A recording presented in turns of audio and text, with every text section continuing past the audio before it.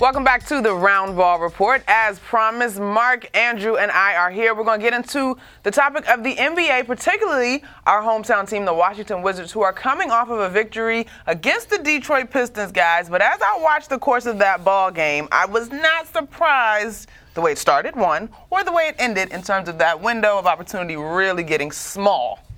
Well, that's what happened with a team that came into the season with so much promise, and you looked at everything being in place for them to take that next level, and it slips through the fingertips.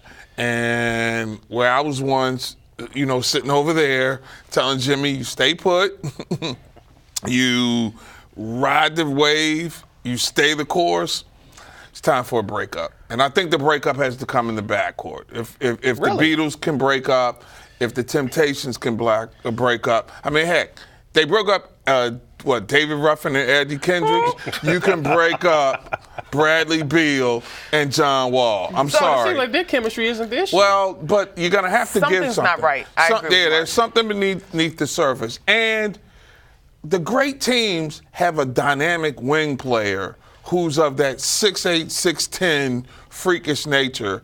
And that's what's missing with this team to me. I mean, you don't paying have Otto Porter like that player, but he's well, not you that had player. to. Again, in many respects, I look at him like, and I don't want to disparage the guy because I love him, but remember, people were talking about how could you pay Etan Thomas that money? He had a big year at the right time, and he got what the market would bear. It's not his fault. It's kind of like the football quarterback here in town. Hey, you rolled your dice as an organization. He put up numbers that would say he's better than what he is. He just didn't do what the guy in Atlanta did because, to me, they the same player without a trip to the Super Bowl. So you look at this team right now, and I'm sensing – on the floor, they need a dynamic wing player, somebody who's a beast, one of those freakish people. But then you look at what's going on in the locker room, and you figure we turn the page over the days of Crittenden and Gilbert Arenas, and while we're not wielding guns, there's enough, sharp knives in the form of people who are talking to the media about players-only meetings.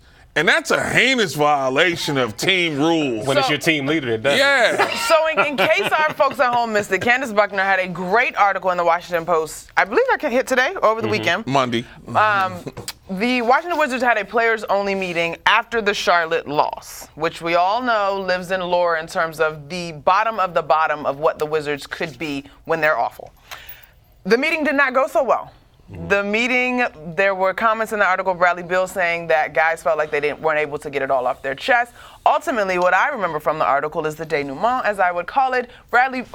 John Wall saying, if we can't figure it out, pointing upstairs, as in management will have to deal it, which alludes to Mark's point. Are we breaking up the band? Well, I think that the real breakup needs, as our good friend Jimmy Fry would always say, it's Ernie. Unless trader Ernie, by February 8th, the trading deadline, can figure out a way to bring a new ingredient into this mix. And he's a lot better at wheeling and dealing than he is at drafting and scouting. So you hope that in order to salvage the season and move forward, they just don't have assets. Yeah. And in order to trade, you trading cap space and you trading assets. They can move cap space. I think that, there's a contending team. You don't think that LeBron wouldn't mind having a Bradley Beal right now? But what you going to get back for him? Tristan Thompson, J.R. Smith? That's not going to help advance your cause. So they got to, I'm at a loss for what may have been. You just got to hope that it's the early season or mid-season doldrums. We see what's going on in Cleveland, too, right? They got similar issues. But Cleveland is a different beast in terms of experience. Right. That's like the Patriots struggling somewhere along the way versus Washington struggling. But you've got guys like Isaiah Thomas, D. Wade, Jeff Green. They're counting on guys that haven't been to those three finals the last 3 years. Yeah, but they're counting on those guys for minutes to bridge gaps and in finishing time. And we know Isaiah Thomas can finish. We just don't know about how they've mixed him in yet. See, I think the Cleveland thing is much ado about nothing.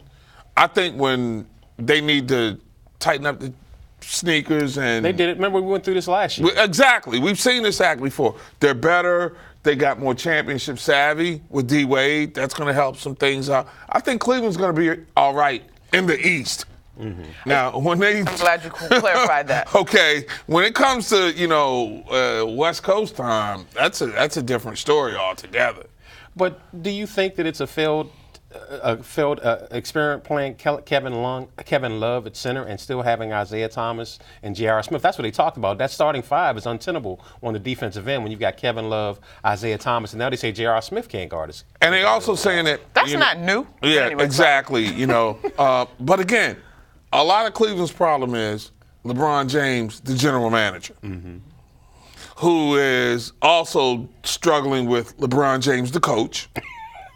And he's not getting the max out of LeBron James, the baller. Well, LeBron James, the baller, has not turned it on yet.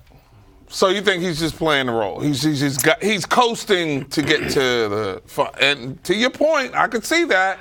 I do. I think that it's not quite much to do about nothing. I think it's much to do about y'all are in real trouble beyond this year for sure. I think when you look at what Cleveland has in front of them, Isaiah Thomas was an interesting add to me. Defensively, he's a liability just by virtue of his size. He's so ball dominant in terms of how successful he was in Boston, but you got LeBron, and he's not ball dominant in a way that Kyrie and LeBron were able to at least put on a happy face as far as all of us were concerned watching them make their run. So I really don't know how the pieces work. That's where Cleveland. Tyronn Lue comes in, and I read a report on Monday where there are whispers about his job security now in Cleveland. Meanwhile, your LeBron guy did- David Blatt, did you see? Oh, yeah, Shots I saw fired that. in front of the Turkish All-Star game. Well, Hope we don't give up 148.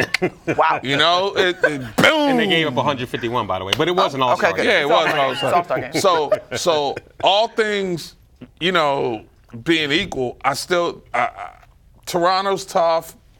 Toronto doesn't get enough credit. The to me. issue is if not Cleveland, who? If not Cleveland, I think Toronto has a legitimate shot. I think Boston could do it. I I would do not too. be surprised if Gordon Hayward comes I'm back not. and then just off of strength of the emotional chutzpah. Despite let's- this coming off as a homer, if they can get through their soap opera things, I still think the Wizards are the biggest contender to him. Because I'm not a believer in Kyle Lowry playoffs, and I'm not a believer in Who's your Jason. third consistent scorer Well, in Chinatown?